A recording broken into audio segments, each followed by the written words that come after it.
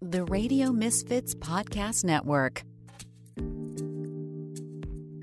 Well, hello, everyone, and welcome to Planted with Sara Pion. I'm Sara Pion, your host, and today we are having a very special Planted in honor of Pride.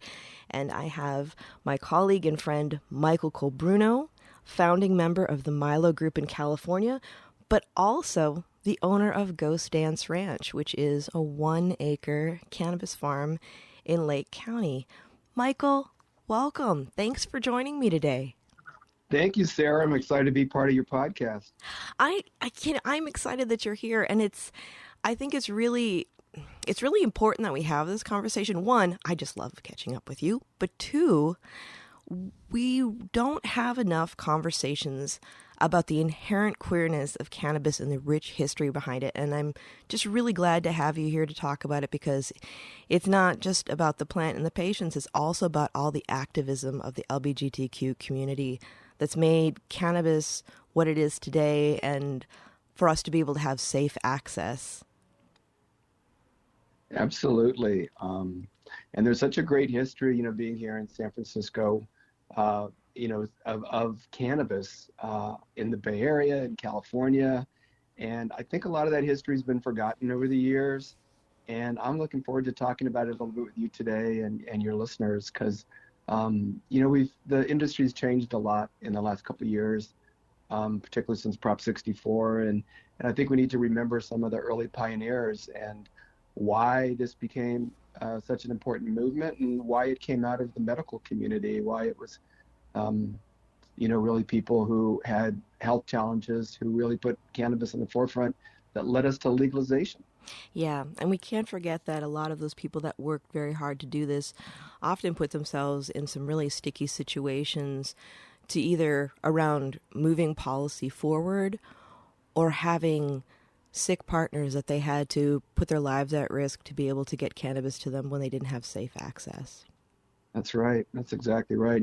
We forget, like, not that long ago, we had the Reagan war on drugs, it was not that long ago. And many of us were alive then and remember that time. And, yep. And, we forget, there was a time you could go into jail for a very small amount of cannabis. In fact, there's people still in jail who are incarcerated for very small amounts. So, the fight is still on, but it's the pioneers, and I'm just so proud of San Francisco and the Bay Area, because it's been at the heart of it, and I mean, you think back to, and I think 1966, the first ever head shop was opened in San Francisco, Thielen's Psychedelic Shop in the Haight-Ashbury, and then, a year later in the Haight-Ashbury, the Grateful Dead all got arrested in a pot raid. And so this was kind of kicked off the activism. And then, of course, the Summer of Love, happened in San Francisco. And then everybody tried to tie weed to the counterculture. And then it was just a bunch of wacky hippies smoking pot, So there was this, there's this, you think of San Francisco, it's this really colorful, wonderful history, around the plant. And then it turned into activism, when AIDS came along. It's like it wasn't just a recreational drug anymore. It became, a plant, as you know so well. You've been so critical in this discussion about how it's a healing plant. And, it kept so many people alive during the HIV and AIDS epidemic. And the people that emerged out of that movement, Dennis Perone and Brownie Mary, are people I think during Pride Month we should really honor and talk about a little bit more. Yeah, and when you and I were discussing doing this episode, you mentioned a lot of other amazing politicians and policy advocates from the LGBTQ community as well that we may not remember. And I think it's really important to highlight their names as well. What are when you think of this, besides, and of course, Dennis and Brownie Mary are really important and integral to what we're talking about, but what are some of the other names? Who are the other people who have done a lot of work around this? Well, there's a handful of people who, to this day, from the queer community have really led the charge. And, I was really privileged to work with then Supervisor Carol Migden, and I followed her up to the legislature And she, along with Terrence Hallinan, who many people will remember was the DA for 8 years, really kind of led the charge. And, we forget the stuff we were fighting. Like, we had to put Proposition P on the ballot. And I remember Dennis Perone and Brownie Mary and all the activists coming to our office to make it the lowest priority of the police. Like, they were arresting people for smoking weed. I mean, if you were in Golden Gate Park and you lit up a joint, you could get thrown in the back of a van. And we forget that these people were part of the fight. And Carol was great. I mean, and so was Terrence. I mean, Terrence was just, so dedicated. Of course, his son now is a very prominent cannabis attorney, Brandon Hallinan. Yeah, he's on cannabis oversight committee in San Francisco with me. Exactly right. Yeah. So, the legacy, the Hallinan legacy lives on. But Carol and Terrence worked very closely, allowing people to smoke in parks, allowing cannabis events in parks. I mean, there was just so much that was done. And then, of course, the Cannabis Buyers Club, which Dennis Perone and Brownie Mary created on Market Street, and really creating safe places as the AIDS epidemic was really raging, for people to go to get a product in a safe space, to not feel like they were going to get harassed by the police. It's amazing to think that these were the fights that we had to do, now that we're in this corporatized, cannabis world. But, I remember, going to the Buyers Club, and you'd see people that were wasting away with AIDS, and cannabis kept them alive. And many of them, it kept alive long enough so that the drugs that ended up saving people's lives could come along. So, when we think of this drug, this plant, I should say, I mean, it was really a life-saving, plant, and I might call it medicine. Long before AZT, which was not really life-saving, but some of the cocktails and stuff that came along that truly did save people's lives. And had it not been for cannabis, the number of people who would have died, including some very prominent people who were still around, I don't think would have made it. And so we should be very grateful, to that plant. And, Brownie Mary, there's a Brownie Mary Club in San Francisco, and I think a lot of people really probably don't know who she is. And she was a waitress at IHOP, and she was volunteering on the AIDS ward, in San Francisco. And she was a hell of a character. Oh my God, Mary Rathbun was her real name, and she was just so dedicated. I remember her just like charging into our office at City Hall, and she made, she'd bring those, as she called them, magically delicious brownies with her. And, it's unfortunate, she was arrested. She was in, I think it was 1981, if I remember right. She was, sentenced to 500 hours of community service. I mean, for helping people heal.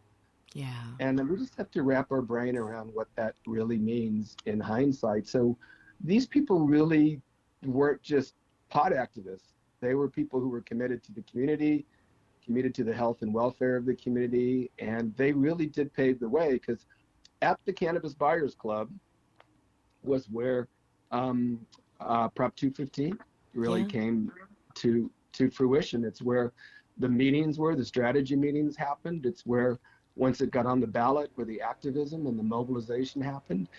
And, some people will now argue that we were better off under 215 than we are under 64. And I wouldn't argue with that too much, as somebody who has to pay some of the cultivation taxes and stuff right now. But, so San Francisco in the middle of it. And you asked like who the other folks were. I mean, Carol and Terrence were obviously the early kind of leaders, but Tom Amiano came along, and he served on the board. He kind of picked up the mantle. When he went to the legislature, people might forget, but he introduced the very first legalization bill, in California. It wasn't successful, and then Mark Leno went up there. He carried on the tradition. Now we've got Senator Scott Wiener, who's carrying on the tradition, doing amazing work on trying to get access into areas where cannabis isn't available. Because one of the great flaws of Prop 64 was it created a mass desert in San Francisco where the product is actually available, because it allowed jurisdictions to opt out.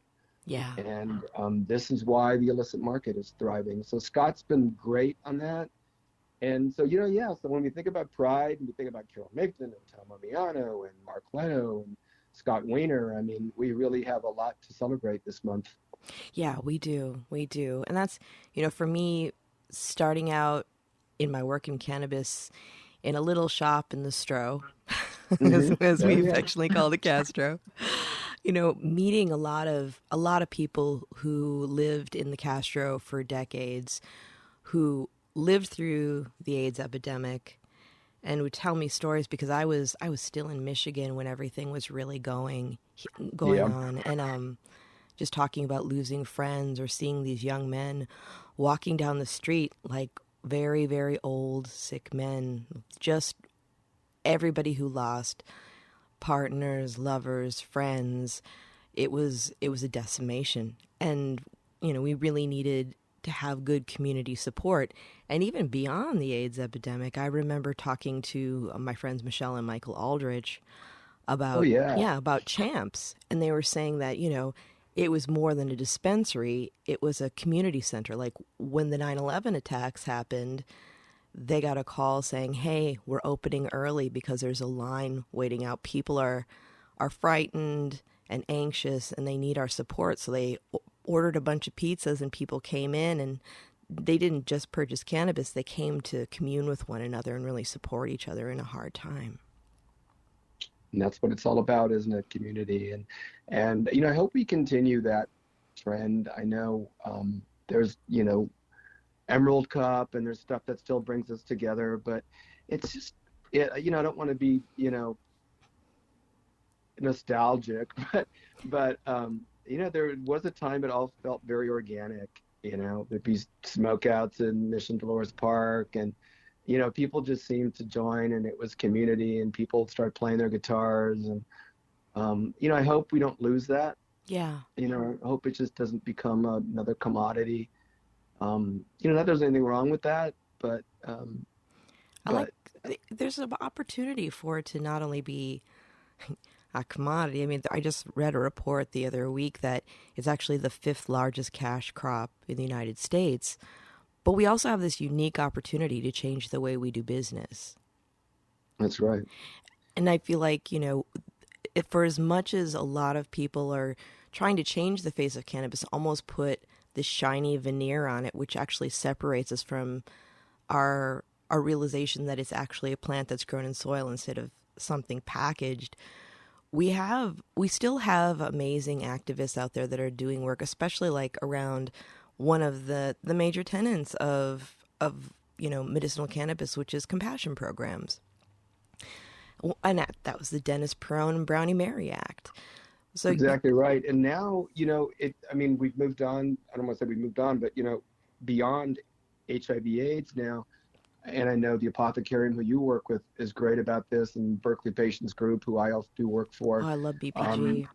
Have these veterans programs, and Etienne over at BPG has testified before the United Nations, and how critical this drug is for people with PTSD or veterans who have come back from combat. And I remember the very first time when I started Milo Group, and we start getting into the cannabis space, and Harborside was our very first client, and I was surprised walking in there and seeing who the clientele was and how many were veterans. I think the day I went, I'd say a third of the people that were shopping there were veterans, and you really realize how critical this drug is.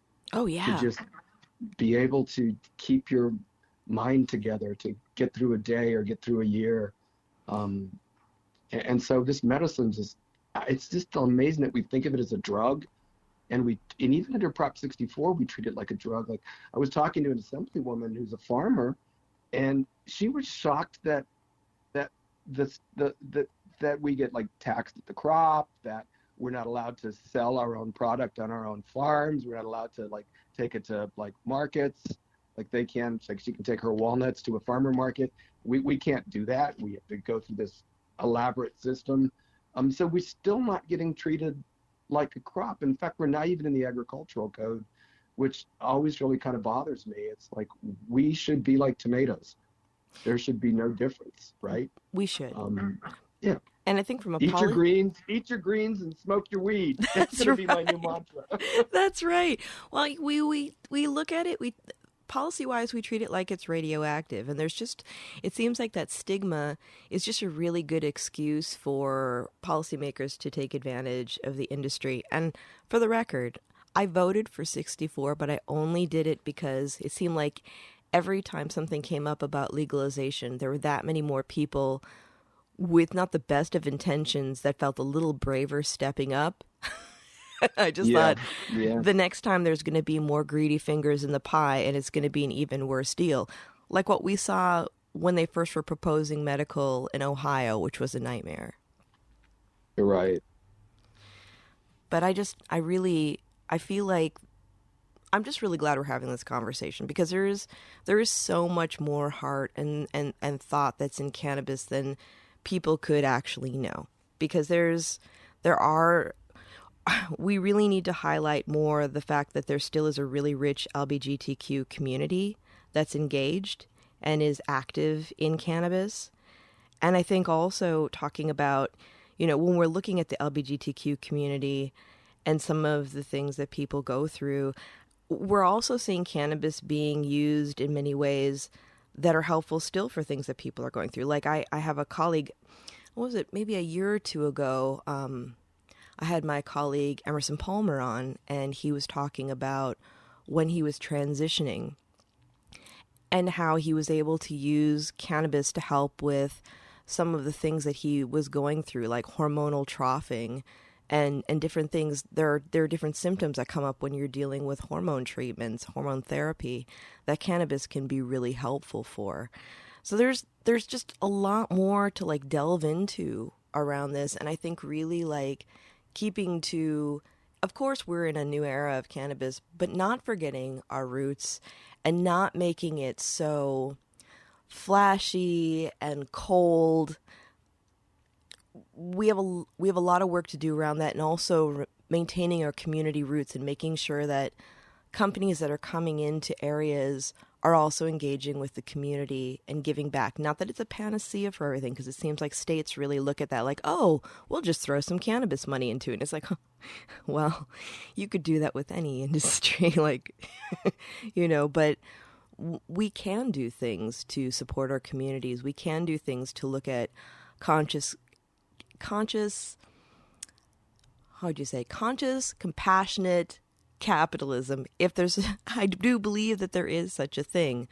There's a balance, and I wonder what your thoughts are about things that we can do to make sure that that's on the forefront of people's minds, and to create a really strong maintaining of that culture. Well, I think some of the dispensaries we talked about, I think Apothecarium is a great example, as is BPG, and a lot of other folks, Spark.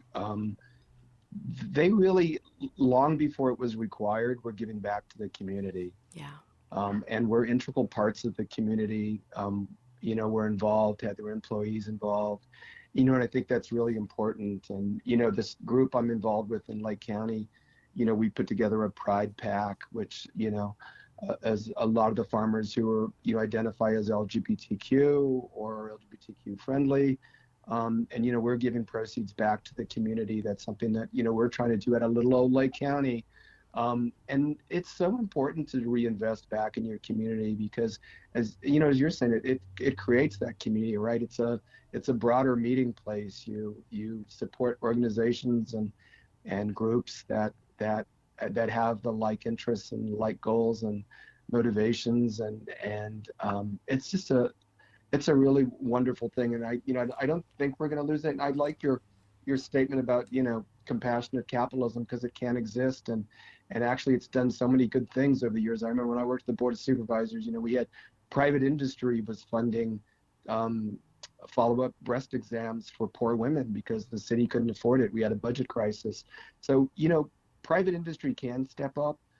And I think it's important that this industry does. I think part of the problem we face sometimes is that we've been in the shadows for so long that I think a lot of people are kind of hesitant, to kind of step up and put themselves out there and put their money out there, because they're afraid there's going to be some backlash. And, it brings up kind of another thing for me. It's like when I start working with the Lake County Kind people and start asking about, other LGBTQ farmers, it's like it's this kind of this hush because it exists out there, but even there's a closetedness in the cannabis cultivation community with growers. It's still like for queer people doesn't always feel like a safe place because it is kind of a bro business. I mean, I hate to say it, it's one of the reasons I love Lake County. I mean, Lake County is just run by women and it has just a whole different vibe. It just has that more community spirit, like let's all get together and kumbaya. And it's just really beautiful, you know? And so we're trying to celebrate that. I mean, we've been really, as you know, we've kind of trying to take it on the road and trying to showcase, you know, women farmers. And now we want to showcase the LGBTQ farmers. And I think those are really important things, both of those. I think for women and the LGBTQ community, it's so important to be out there and visible because that's not the face of cannabis. That's true. As a general rule, yeah. right? Yeah, that is true. And the name of the group that you're involved in is called Lake County Kind, correct? Lake County Kind. They're actually our distro that we work with, and it's a wonderful woman, Erin McCarrick, who's really a go-getter and is doing some really exciting stuff. And you know, we've been talking to folks in Mendocino about, you know, this Emerald Diamond that you always talk about, the Emerald Triangle, the three counties, you know, Mendocino, Humboldt, and Trinity, but there's really more in common between Mendocino and Lake. And you know, we're connected and there's a lot of recreational stuff that's kind of on our border. And so and we have the wine industry. There's so much that's just really symbiotic between the two. And we're trying to figure out more around cannatourism and really trying to turn that triangle into a diamond and really encouraging people to talk about it more because actually Lake County, the weather is actually more conducive to really good weed. It's drier. Ghost Dance Ranch, we're on the top of the hill. We have perfect sunlight, which actually follows the plants during the day on a diagonal across the top of the hill. And we get really beautiful like THC and terpene profiles in our product. People don't believe it's outdoor. And so, you know, it's also like this weird bias we have about certain growing areas. It's just another one of these things where it's really kind of hard to break out of the old mindsets, you know, like people want it from the Emerald Triangle, but there's this diamond that's got great product coming out of it, you know? So we're trying to promote that a little bit, and I'm really proud to be part of it. Oh, no, what were you going to say? I just interrupted you. What were you going to say? No, just one other thing. The whole other thing that's never talked about is, so our ranch is named Ghost Dance, and that comes like I'm part Native American. And, you know, a lot of these farms are on Native American land. And I really wanted to celebrate that. It was very important for me to have a name that recognized that we're actually on somebody else's land. I get emotional when I talk about it, that we actually took people's land and that it's important if we're doing this product that we celebrate it. And, you know, one of the things I really want to do, you know, when this industry starts making money again is, you know, start giving money to the Native American Health Center so that we're putting back in the community, you know, whose land we're sitting on. So, you know, there's so much. This is such a complicated thing as we're basically creating a new industry. I mean, it's been around, but it's not been legal for long, and we're still trying to figure out how to do things right. Yeah. I always liken it to, as my background is, you know, in organizational psychology, and we talk about storming, norming, and reforming when we look at, you know, organizations. And I feel like, you know, the movement and the industry, because I even though people always refer to the industry, the movement still exists, and we can't forget that. But I feel like we're going through some really interesting times around that. But at the same time, you know, the heart is still there, because I feel like when we started doing compassion programs again, and for you listeners out there who have been hearing me say this and maybe I haven't defined what it is, a compassion program is where we're able to give free cannabis to critically and chronically ill community members that have medical cannabis cards. And this is driven by the generosity of our cannabis companies because they actually donate product to these programs. I run one in San Francisco, and also we have it in Berkeley. But when those were able to happen again, I was really reluctant to make asks because some people may not realize this, but the cannabis industry is held to extraordinary taxation, and when we go to do our taxes, we don't have the same rights to claim expenses the way other businesses do. So that can be a huge hardship for companies. But even so, when I asked, and I didn't want to pressure anybody, people were really happy to step up and donate product to these programs and make a difference, which made me feel incredibly hopeful. Yeah, I don't know a more generous industry, to tell you the truth. I mean, nobody pays the taxes that we pay. I mean, the effective tax rate from the time you cultivate to the time you get to retail can be as high as 45%. And imagine on top of that, you can't do, as you mentioned, the business deductions. It's a really hard business to make a profit in right now. And I mean, for us, I mean, the price right now in the legal market is about $300 a pound, and it costs us $350 a pound to produce. So, we're working in the negative right now. And so people like Scott Wiener, and a lot of our friends in the legislature are, obviously working very hard. The governor, kudos to our former San Francisco mayor, who, is eliminating the cultivation tax. But there needs to be more done on the excise Yes, it side. does. Yeah, because what they're basically just doing is shifting the burden, which does nothing really to eliminate the illicit market. And that's where the problem is. I know up here in Lake County, we just had a massive bust, and it was drug cartels.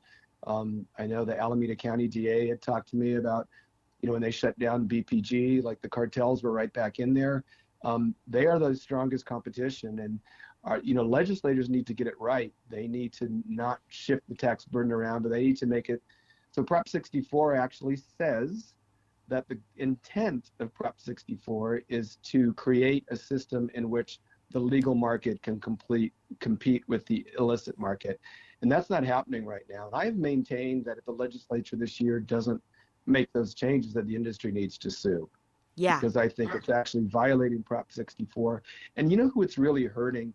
It's hurting women and people of color, LGBTQ people, because we have the hardest time gaining access, getting through the regulatory schemes, getting access to capital.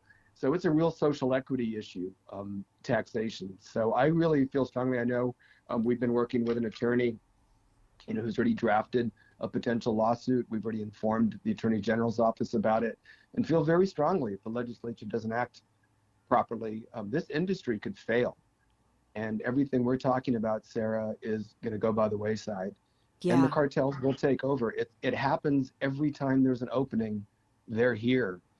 And that brings crime into our neighborhoods, and it excludes so many of us who are trying to do the good, compassionate work. It's true. I don't understand in many ways why common sense is thrown out the window when the state looks at cannabis. Like a couple years ago, I was in a cannabis oversight committee meeting, and the controller's office did a report on the price per gram of cannabis.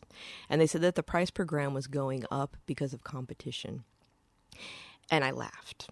And I got on my mic and I said, never has anything ever gone up because of competition. The reason the price has gone up is because of the hardships that people are having to deal with taxation, the fact that it's very expensive to do business in California, and that real estate is crazy. And everyone was like, oh, thanks for bringing that up. And why should anyone even have to bring that up? But we see this in cannabis policy all the time, where it seems like, the people who work in our government, who are supposed to know, or are supposed to be experts in their fields and understand economics and impact on communities, and they seem to forget it when they look at us.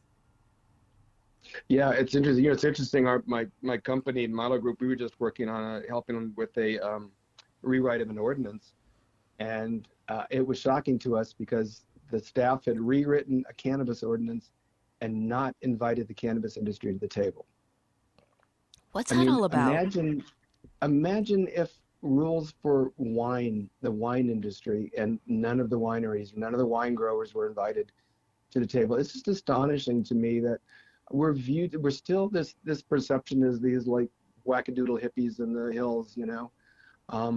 And when you look around, I mean, you know these people in this industry. This is such an industry filled with everything from, you know, your grower on the mountainside, you know, to the most sophisticated, you know, Harvard MBA, you know, doing financial analysis for a dispensary. It's just, it's all encompassing. And to look at us differently, it doesn't serve government well. You know, I do give a lot of credit to the folks up in the legislature. I'm a little frustrated with where the bills are right now, and maybe that'll change, you know, after we talk. But they're at least trying, and the industry does have a seat at the table. They actually listen, and the governor's office has been great. And the other thing I'm really heartened by is in this era where this nation is so divided, like we can't seem to agree on the most basic things like a fair election, right? Right. Is there are bills that passed yesterday or this past week with one dissenting vote on cannabis, which means Republicans are voting for this. And you know, Republicans are in a lot of rural counties where it's farm communities, and you hear people like Brian Dolly, who's one of the most conservative, reactionary members of the legislature, is running for governor against Gavin Newsom, but is like the most pro-cannabis guy you can meet because he has farms in his district and he hears the pleas of the farmers because they're actually listening up there on both sides of the aisle. And that's why I'm hopeful that some good stuff's going to get changed. You know, I always think about like Leno had that bill, you know, the decriminalization bill, and it was a Republican governor who signed it, Schwarzenegger. So, you know, Democratic legislator, Republican governor. So we can work together. And I feel like cannabis is one of those uniting things. This is my positive pitch here is, you know, even in Congress, I think the best bill is right now Nancy Mace from South Carolina, who's a Republican. And so I feel like there's hope on the horizon because I feel like this plant is not dividing us politically. And it's the regulators and the taxation scheme that's killing us. Yeah, it is very bipartisan, and I don't think people realize or appreciate that much. It's something that actually maybe can help reunite us a little bit more because it's the political landscape is so weird now. I remember before when, you know, somebody was Republican, you're like, oh, they're just fiscally conservative. And now it's like, oh, well, there's a lot more. Let's unpack that. It's a lot different now. But I mean, in February, I was talking with a former RNC head, you know, Michael Steele. Michael Steele, yeah. I remember. And that was one of the things that, you know, we talked about on the podcast, and even afterwards, I was like, you know, he's like, well, you're speaking my language. I don't like taxation. We were having the conversation about, you know, from the federal level, like there will be taxation, and how much can the market bear when we're already really struggling? And so I hope that you know, because cannabis is very bipartisan, you know, I mean, I never thought I'd be like, oh, the Republicans are creating a little hope for me, because that's just never been the case. But maybe they'll be able to protect, you know, maybe they'll be able to help us with things not being overtaxed. That would be really nice. I would like them to work on some other things as well that are even like bigger fish outside of cannabis. But when we're talking about this, I really hope that maybe that tempers some of the hunger for taxes. And also, you know, we need to start really looking at, if we're looking to get rid of, you know, an illicit market or traditional market, we need to be creating better ease of access to going legit. That's right. You know, maybe what we need is a congressional smokeout. Maybe we all need to just go up on the hill, light up, you know, and have everybody just chill out and talk and work through all the problems of the world. maybe this is the great healing moment. You know, we'll have a congressional smokeout, and You think about it too. I mean, there's been Republicans, Dana Rohrabacher, super conservative, actually ended up being one of these pro-Russia guys. But, he was a huge pot advocate for years in Congress. So, maybe we've hit on something, Sarah. Yeah. Maybe we need to take this to Washington, D.C. and say, we've got an idea for bipartisan unity. Well, it's funny because when I was talking to Michael, he was saying that he's never used it, but he knows how it's affected friends and family. And he's like, if I could drink it, maybe I'd try it. And I was like, well, you come to San Francisco, we can have some cannabis cocktails and talk. Well, I like the gummies. I'm not a smoker, so I have bad lungs. So I mean, the gummies are fabulous. And I love that we have these amazing edibles on the market now. It's some of the best products around. Yeah, I love that too. There are so many things. It's just really important to have lots of different ways to use it. And when we're looking at states and policies, I always find it interesting when they're like, well, we'll allow this and we won't allow that. And I always tell people, the reason we have all these different ways to use it and it needs to be allowed is because we all metabolize it differently. So for the most people to be able to reap the benefits, we need to have different modalities of use. Exactly right. Yeah. But we've been getting into some really heavy stuff, which is good. But I haven't asked you some of my questions that I like to ask all of my guests. And I would like to talk about you some more. So what was your first cannabis experience, if you don't mind sharing it? No, I don't mind a bit. It's funny, I was not kind of part of the pothead community, when I was in high school. I kind of hung out with the jocks, to tell you the truth. And even though I was out, I came out when I was 16. I remember I was working as a busboy in a restaurant. I think I was 16 years old, and we were emptying the trash. And one of the guys I worked with lit up a joint back there, and we smoked and went back in the office. And I remember our manager said, "Are you guys high?" And we just giggled. And didn't get in trouble. He just laughed it off, and that was the end of that. But that was my first experience. And it's interesting though how my life has kept bringing me back into cannabis. It's like working for Carol and at City Hall and all the stuff that she was doing and taking that up to the assembly. And then when I was at Clear Channel, I was vice president of Clear Channel Northern California, and we did the free Ed Rosenthal billboards, and we got really involved in that and had to take on America, who wanted the billboards down. And then I started my own lobbying firm when I left corporate America, and got drawn into the fight with Harborside and the feds, and then with Berkeley Patients Group, and the tax issues that they had inherited and their issues with the feds. And then buying a property in Lake County, not intending to farm, and realizing I was in a green zone, and what a beautiful community this was up here of ganjapreneurs, and I wanted to be a part of it. And so it feels like this plant keeps drawing me in. It won't let me go. It's like you don't get to go another direction. And my farmers have said to me, like, we're so glad to have you as a partner, because we can do the farming, and you can do the policy work, and you're sitting out there fighting on taxes, which we forget sometimes. Like, this has been the disadvantage, I think, a lot of the small farmers have been in. They really haven't had a voice, and I'm glad to be part of that now. So yeah, this plant has been a journey for me. It just keeps pulling me back in, and I'm glad to be a part of it, because I said this when I first started lobbying in the cannabis community. The absolute best clients I have are in this industry. They are just respectful, honest, warm, sharing people. And I can't say that about every industry I work in, but the cannabis community is. Yeah. I think changing the perceptions of who the cannabis community is and who cannabis consumers are, who are part of the community.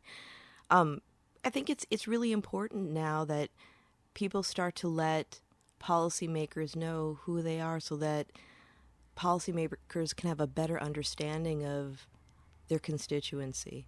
because there is that outdated notion of who they are. And when I used to still work in the stores, especially after legalization, there were a lot of tears because people weren't able to afford what they were using as medicine.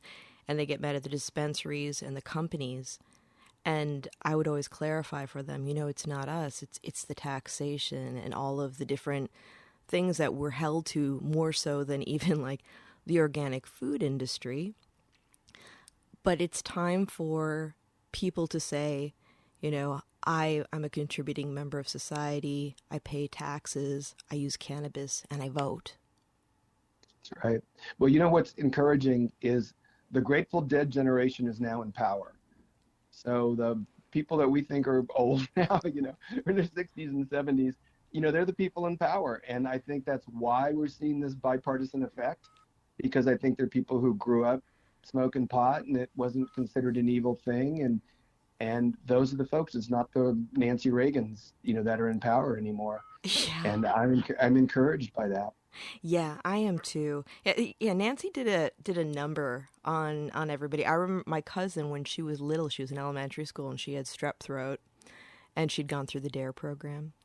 And her doctor wanted her to take these antibiotics and she looked at my aunt and she's like, "Say no to drugs." Say that's no to hysterical. drugs. I love that. I love that kid. I know.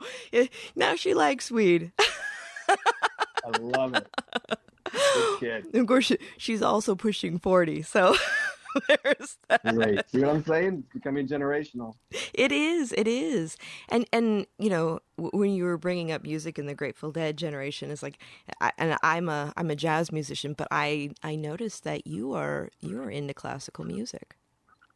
I mean, all kinds of music, but yeah, I do I produce a lot of classical music. And one of the things I'm really passionate about is I commission a song cycle every year from an American composer. And I'm trying to keep the American song tradition alive. It's something I'm deeply devoted to.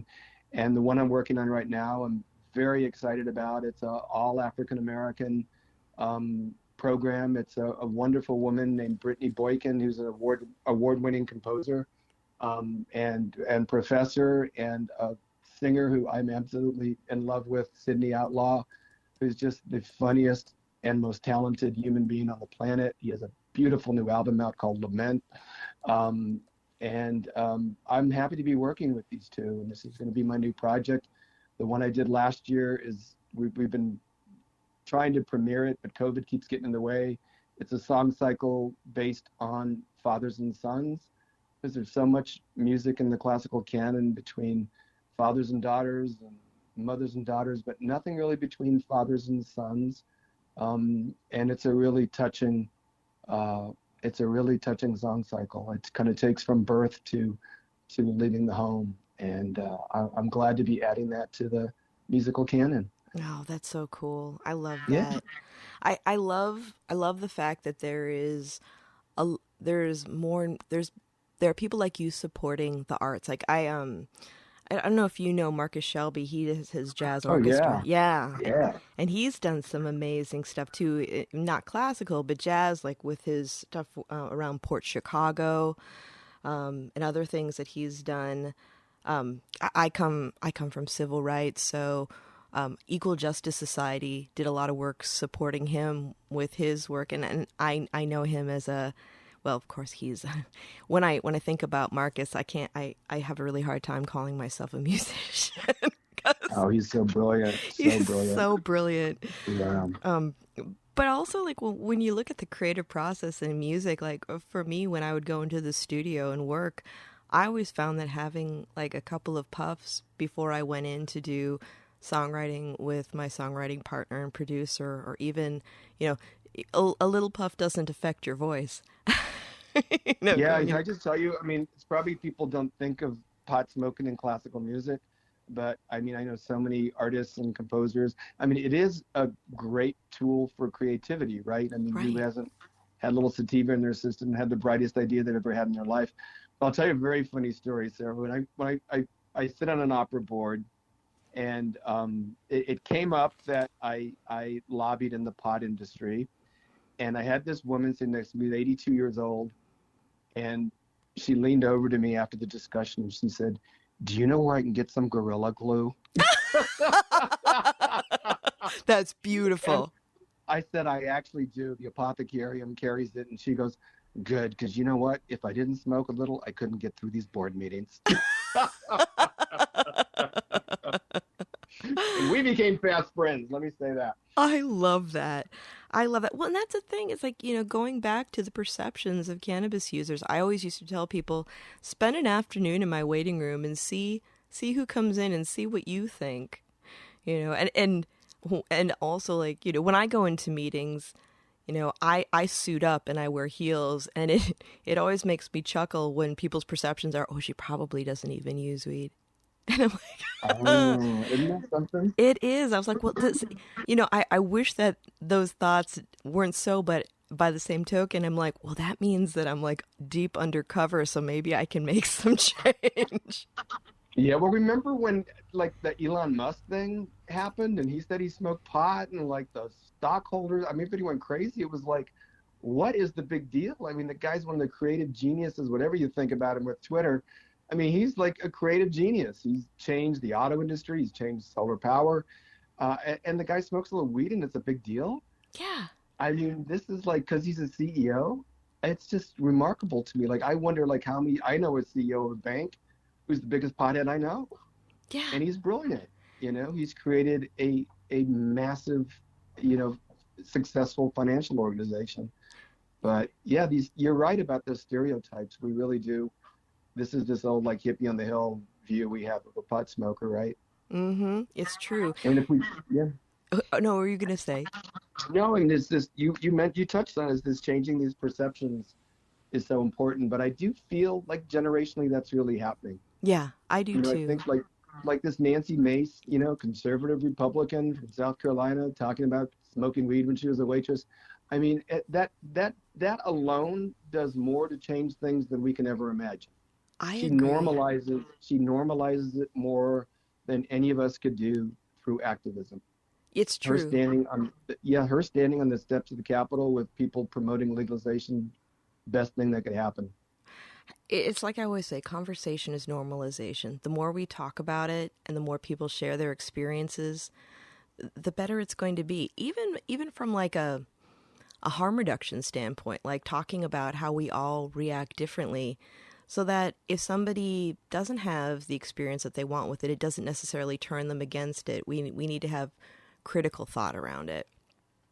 Well, let's bring this back to Pride Month then, because Harvey Milk uh, used to say, come out wherever you are, and had that belief that if everybody knew a gay person, it would normalize it. Mm-hmm. And that is what happened. So as we started to get into domestic partnerships and marriage, and people became more visible, and we had, remember coming out day, and everybody would like tell their parents, and it became very normal. And now, it's sad what's happening with privacy rights at the Supreme Court.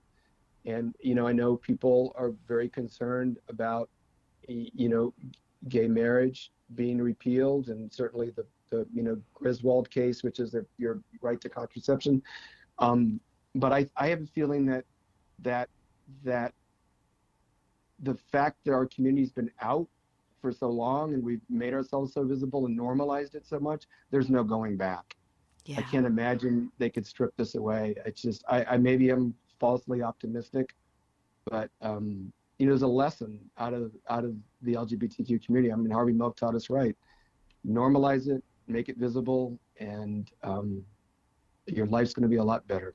Yeah, I have a lot of hope because of the younger generations and how active they are and how open and accepting they are.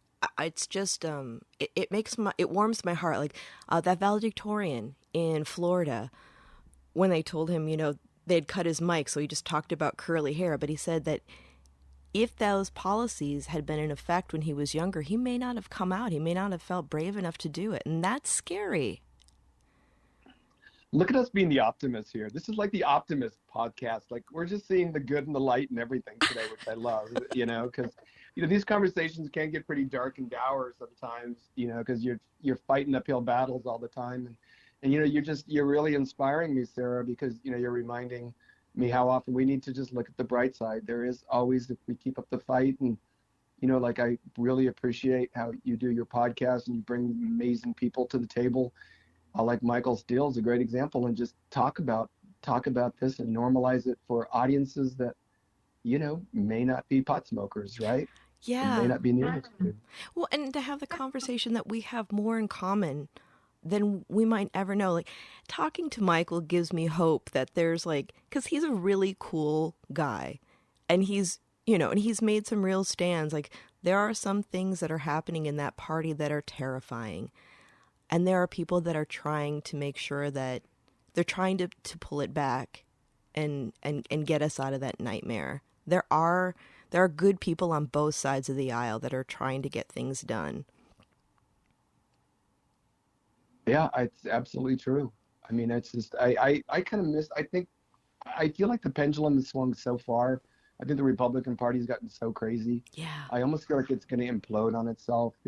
I think there's so much beneath the surface that we're not talking about, and I don't want to get into a whole different conversation here. But this stuff with Russia and these Russian assets in Congress, and people who are just apologists for Vladimir Putin. The fact that all these Republicans voted against aid to Ukraine. I mean, there's clearly something going on, and I feel like it will implode, and I feel like we're going to get back to normalcy. I feel like there'll be a healer and a uniter who's going to come along, who will be our president, and I hope it'll be in our lifetimes. I think it will be, and it'll be a good day. I really hope so. I hope that we can take things back so that voters can actually see candidates who are looking to serve the people and their well-being rather than special interests and their pocketbooks, that they're not looking at it as, because that's the thing that I see with this callousness, is that people are turning themselves inside out and supporting things that don't serve the people for their own benefit. And that's not the job that they're supposed to be doing. That's exactly right. So, bringing it back up again, what are some things that you're excited about and hopeful for in the future? Just in general, or in the cannabis industry? All of it. Oh, wow. What am I hopeful for? So I'm hopeful for so much. I mean, I do feel like, just to start with this industry, I feel like better days are ahead, and I feel like legalization is going to happen federally, and I think this plant will get normalized. I think for like the LGBTQ community, Pride Month here, I feel like I feel like we're in a good space. I feel like we've come so far. I mean, look at Pete Buttigieg. I mean, the guy's Secretary of Transportation is being talked about as the next president. That's just a normal conversation now. I mean, when I was a teenager or adult, that just was we would have laughed at that conversation, and that's normal now. So I just feel like there are really good days ahead of us. And I do feel like this country is on the cusp of a swing back in a really good direction. And I'm hopeful for that. And this stuff with Ukraine, I feel like it's brought a lot of nations together. It's made NATO stronger. It showed us how important alliances and working together is. And on a slightly sadder note, but I'm hopeful, I think this school shooting in Uvalde, Texas is a turning point. I hope so. It's heartbreaking. I had a really hard time with that this week. It's not just this one incident. It's the fact of how many people have to die before we understand that, how precious a life is. Yeah, how many kids? I mean, imagine if a terrorist group came in, and we have a school shooting a day, and there was a school shooting a day from some terrorist group. I mean, we would be outraged. Yeah. But we're so devoted to these assault weapons. And, my dad was a gun owner. He was a hunter, and, everything I'm not. But he was a responsible gun owner, and, I wouldn't have wanted his guns taken away. And I don't think anyone's talking about that. Mm-hmm. But why we're sitting there protecting an 18-year-old kid to have an AR-15 when the 20 largest mass shootings in our country have all been tied to this one weapon? I mean, I saw Senator Kennedy from Louisiana said, "What do you need an AR-15 for?" And he joked to shoot a wild pig. And I'm like, really? As 21 people being buried in Texas, you think that's funny? But this is some of the challenges we have, on the other side, right? Is getting past those mindsets. But we will. We will. We will. Yeah, I agree with you. I come from Michigan, the Upper Peninsula, where, hunter safety and deer season are a rite of passage for a lot of people. But they don't go in the woods with AR-15s. Yeah, nor should they. You know? Nobody does. Right. Yeah. That's why I don't understand it. It's like, but this is why we need that smoke out, We need to get Senator Kennedy, smoke a little weed, have a conversation with him. Maybe give him a hug. Get him a hug, get him on the enlightened side, Tell him it's okay to take on the NRA. Things will be okay. Don't worry about it. Go listen to some Willie Nelson. Everything's fine. Life is good. Come chill with us a little bit, That's it. Now, Ted Cruz, there's no hope for, so I don't think there's I mean, we grow some pretty strong high-level THC, but I don't even think we could affect Ted Cruz. So I kind of want to send him back to I want to send him back to Cancun, but I don't think they want him either. No, I don't think so, but I'll pay for it if you can get him to get on the plane. Let me see what I can do. So, for those of our listeners that are out there, sometimes people want to get involved, but they're afraid but they just don't know where to start. What are some of your suggestions for people to get engaged? Well, I always tell people, I mean, the first place always to start is to go volunteer for something you think you're interested in or something you care about, and see if it really lights your fire. That's what I did. I was like the consummate volunteer. I volunteered for everything, and I found things that really excited me and motivated me, and have become lifelong passions, and sometimes my work. And I really think that's an important thing to do. Do what you love. Nothing should feel like work to you, Yeah. If you do stuff you're really passionate about, you're going to live a happier life. Yeah, that is true. And for people who want to follow you or the Milo Group or Ghost Dance Ranch, how do they do that? So we do have a Instagram. Ghost Dance Ranch 707 is our Instagram. That's really our only social media presence. Though we are part of Lake County Kind too. You can watch us through that because a lot of the stuff where our product is going to be shown is through Lake County Kind. And then, I have a website, my lobbying group, milogroupca.com. And, we do a lot of stuff in the cannabis space. And like I said, we just love working in this industry. It's so wonderful, and be able to be part of the change to make it a better community for all is a lot of fun. So that's the best place. I do have a Twitter feed, Mike Opera. It's my private, personal one. I talk about everything. I'm a port commissioner as well in Oakland, so talking a lot about the baseball stadium. So that's what my Twitter feed is a lot of. and anti-gun stuff. I really, gun violence is just, I'm obsessed with it. And I remember after my dad, gay marriage happened, he said, "Son, what are you going to be angry about now?" And I said, "Guns and income inequality." I said, "Those are two things I can get angry about." So I've got plenty to work on. Well, I think my husband would tell you to really work on keeping the A's in Oakland because we've lost everything else. Well, that's what we're trying to do, and I think we will. Yeah, I hope so. I'm glad to be a part of it. Yeah. He was just gutted when the Raiders left. So yeah, it's hard. Things like that are so important. You talked early on the podcast about community, and those are community spaces. You think about sports events where there's tailgate parties and people get together and barbecue and throw footballs around and baseballs and have fun, and the kids are playing, and I mean that's all community. It's all the same thing, right? And to lose that in a market like Oakland and the East Bay would be really sad. Yeah, it would. I mean, community is so important, and I'm so grateful that you're part of my community, Michael. And I'm so glad that you came on today to talk about this very special holiday that we're coming up on, and it's just so important to support our communities and our LGBTQ brothers and sisters. And as a queer woman, it really resonates for me because this is my family. And, I live with the privilege of being a queer woman married to a man, so I can walk through the world with a certain sort of invisibility, which I try not to, but perceptions are perceptions.